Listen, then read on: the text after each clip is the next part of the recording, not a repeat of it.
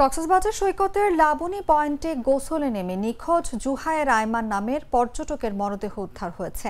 তিনি ক্রিকেটার মুশফিকুর রহিমের ভাতিজা। সোমবার সকাল 6:30টার দিকে নিখোঁজের 16 ঘণ্টার মাথায় কক্সবাজার পৌরসভার 1 নং ওয়ার্ডের সমিতিপাড়া সৈকতে মরদেহটি পাওয়া যায়।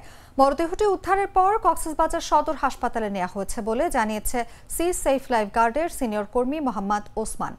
সি সেফ লাইফগার্ডের সিনিয়র কর্মী ওসমান জানান, রোববার বিকেল 3টার দিকে লাবণী পয়েন্ট সৈকতে গোসলে নেমে 3 পর্যটক স্রোতে ভেসে যাচ্ছিলেন। অন্য পর্যটকদের চিৎকারে রেস্কিউ বোটের সহযোগিতায় সি সেফ লাইফগার্ড কর্মীরা দুজনকে উদ্ধার করতে সক্ষম হন, কিন্তু আয়মান নিখোঁজ হন। এরপর দমকল বাহিনী, বিচ কর্মী, সি সেফ লাইফগার্ড কর্মীরা রাত 12টা পর্যন্ত তল্লাশি চালিয়েও তাকে পেতে ব্যর্থ হন। তিনি আরও জানান, সোমবার সকালে সমিতিপাড়া এলাকা থেকে খবর আসে সেখানকার সৈকত পয়েন্টে একটি মরদেহ ভেসে এসেছে। সি সেফ লাইফগার্ডের স্থানীয় সহায়তায় মরদেহটি তীরে তুলে আনে। নিখোঁজের স্বজন ও সংশ্লিষ্টরা গিয়ে মরদেহটি আয়মানের বলে শনাক্ত করেছেন।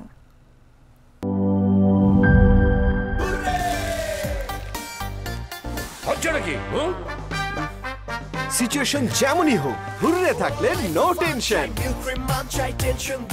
মিল্ক ক্রিম আর এক্সাইটিং ফ্রুট ফ্লেভারে তৈরি হুররে ওয়েফারের মাঞ্চি টেস্টে আপনিও বলবেন টেনশন দূরে হয়ে যাক হুররে।